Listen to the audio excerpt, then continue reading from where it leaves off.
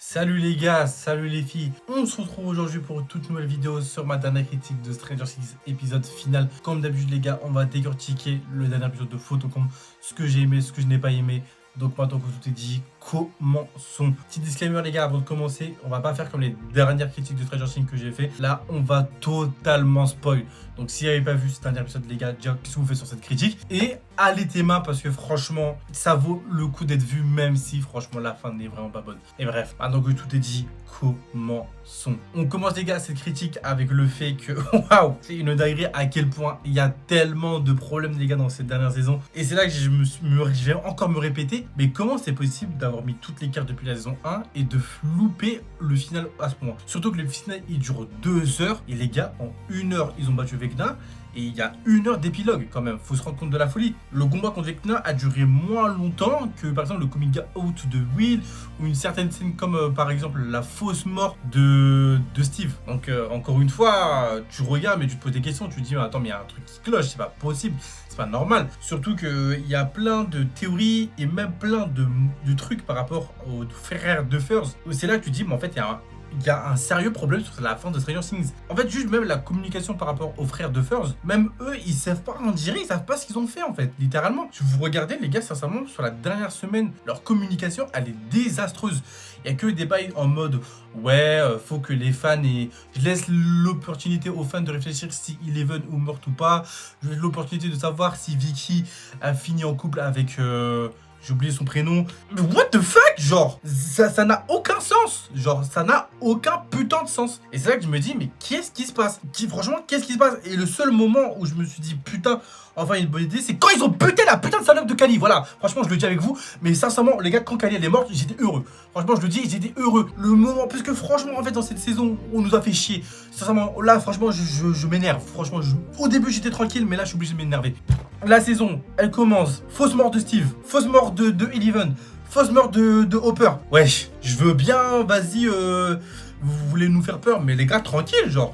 Et même sur Kali, hein, on a essayé de nous faire croire qu'elle était pas morte. Au moment où le gars lui tire dessus, t'as littéralement un black screen. Et en fait, tu vois qu'elle s'est comme pris la balle. Pourquoi faire? Franchement, juste pourquoi faire?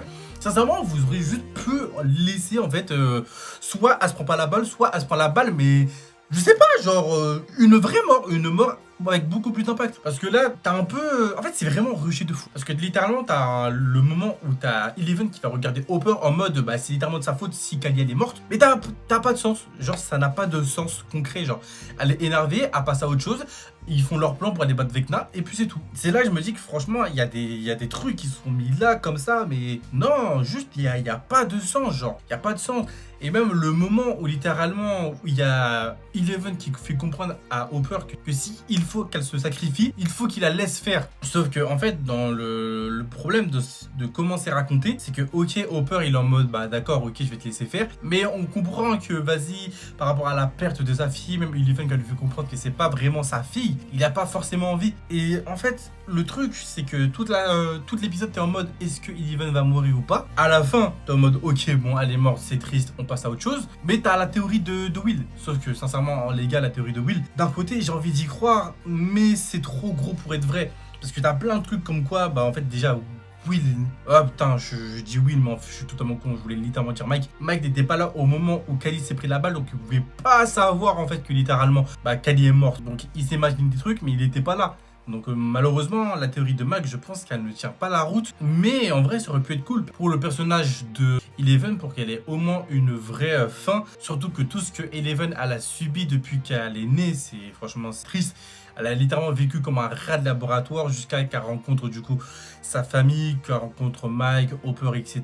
Mais en vrai, d'un côté, c'est compréhensible parce que du coup, c'est un peu la boucle est bouclée. Eleven est mort avec le monde à l'envers, donc c'est fini. Mais même ça, en fait, tu te rends compte que ça n'a pas sincèrement de cohérence, en fait. Parce que, ok, Eleven est meurt, ok, le machin il meurt, mais genre, ça se finit comme ça et on s'en bat les couilles, genre. C'est ça que je me dis qu'en vrai, je trouve que ça pose... En fait, il y a trop de problèmes dans cette saison et c'est vraiment dommage. Et c'est ça que je me dis que, en fait, fait, même Vecna, en vrai, c'est peut-être pour moi le plus gros échec, les gars, de cette saison. Parce que sincèrement, Vecna, on le dit depuis longtemps pour qu'au final, il se fasse abattre comme ça. Et même le Manflyer, il se fait abattre comme si c'était un jouet, genre. Non, franchement, c'est terrible. Avec Nancy qui est en mode Rambo, mais t'es en mode, mais what the fuck. Là, ça what the fuck.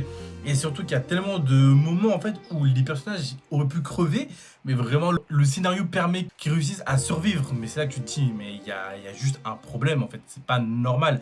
Les Démogorgons qui sont à Babinski, c'est encore une fois, c'est quoi ce bordel? Ils sont où les putains de Démogorgons? Encore une fois, c'est pas normal qu'ils sont pas là, genre what the fuck. Ils sont là toutes les saisons, et là pour affronter littéralement dans la bataille finale, il n'y a pas de Démogorgons. Encore une fois les gars, c'est du grand n'importe quoi, hein, franchement. Et ça, je trouve que c'est vraiment dommage pour le coup. Parce que franchement, on pouvait avoir vraiment une saison de fou. Et vraiment, moi, le seul truc où je me dis, franchement, ça va, c'est pas mal, c'est vraiment l'épilogue où on a un peu la fin de tout le monde, que ce soit par rapport à certains personnages, notamment par rapport à Mike qui est encore un peu dans le déni par rapport à la mort de Eleven, ou même les bugs comme Steve, Nancy, tout qui se disent au revoir, mais ils ont quand même envie de rester en contact. Je trouve que c'est grave touchant, mais en vrai, je t'en fous en fait. En fait, t'étais pas impacté par ça, je trouve, en tout cas pour ma part. Et ça, je trouve que c'est vraiment dommage parce que sincèrement, ça aurait pu être mieux fait. Mais vraiment, je pense que l'une des meilleures conclusions pour moi, ça reste vraiment le mariage entre Hopper et la mère du coup de Will et de Jonathan. Et c'est là que je me dis, bah Joyce, je suis un ouf, pourquoi juste pas dire Joyce? Que je trouve que franchement là pour le coup, eux deux ont vraiment une bonne fin. Mais après, effectivement, je trouve que sur cette fin, il y a tellement de trucs qui auraient pu être changés. Et que ça pour le coup, c'est vraiment dommage. Parce qu'en vrai, il y a plein de développements de personnages qui sont un peu mis, pas à l'oubliette, mais un peu moins centrés sur cette fin d'épisode. Notamment par rapport au personnage de Max, on comprend pas vraiment pourquoi elle n'est plus vraiment aveugle dans la fin de cet épisode. Et franchement, c'est là que je me dis que franchement, Sadie Sink, les gars, c'est peut-être pour moi, je vais pas dire MVP, mais peut-être la tête d'affiche de cette saison avec Holly. C'est vraiment les deux personnages que j'ai le plus aimé. Lucas aussi, j'ai bien aimé, mais encore un peu plus en retrait sur cette saison. Et ça, pour le coup, je trouve que c'est grave dommage. Steve, toujours prêt au sacrifice. Sincèrement, les gars, même après 5 saisons, Steve restera et pour moi le meilleur personnage de Stranger Things. Le personnage rajoute de la joie, de la bonne humeur. On l'aime bien, il est bon. Franchement, c'est juste incroyable. Même avec Dustin, franchement, la chimie entre ces deux personnages, personnellement, moi, je kiffe de fou. Et franchement, même si c'est la fin de série, les gars, en fait, je suis pas en mode que j'ai envie de les revoir. En fait, là, le fait que ça se termine comme ça, en vrai, je m'en fous. Alors que sincèrement, j'aurais aimé que je sois en mode putain, j'ai envie de les revoir. Ils vont me manquer. Alors que non, pas du tout, en fait. Franchement, faut le dire. Ils vont vraiment pas du tout me manquer. Et même sur les spin-offs qui vont sortir, je vais les regarder, mais sincèrement, ça va pas plus m'impacter que ça. Je vais trouver ça bien, mais sans plus. Et ça, je trouve que c'est vraiment dommage. Ça fait 10 ans qu'on regarde Stranger Things et avoir une fin comme ça, pour le coup, c'est vraiment dommage. Et c'est là que je me rends compte que putain, franchement, il y en a, vous êtes des putains de malades, de psychopathes de merde. Le Conformity Gate, l'épisode 9 secret. En fait, j'en ai vu des gens, les gars, dans le déni. Mais être à ce point-là, dans le déni, franchement, c'est fort. Franchement, bravo. J'applaudis parce que, en fait, ça aurait été une ou deux ou trois personnes dans le déni. J'aurais dit, Belek, pourquoi pas. Mais là, c'est toute la Terre qui est dans le déni. Et c'est là qu'on se rend compte que, sincèrement, les frères Dofers ont fait de la merde à chier sur ce dernier épisode de Stranger Things. Que toute la Terre soit dans le déni avec des théories farfelues. Ouais, Vecna, illusion, panneau jaune, mec qui dort, chiffre 7, le 1er janvier, la vidéo de Jimmy Campbell qui dure 1 minute 7. En fait, j'en ai vu des gens devenir fous, mais c'est fou. En fait, c'est une dinguerie. En plus, Netflix qui vous troll en mettant des trucs comme ça, mais des petits indices en mode il y a vraiment l'épisode, alors que pas du tout.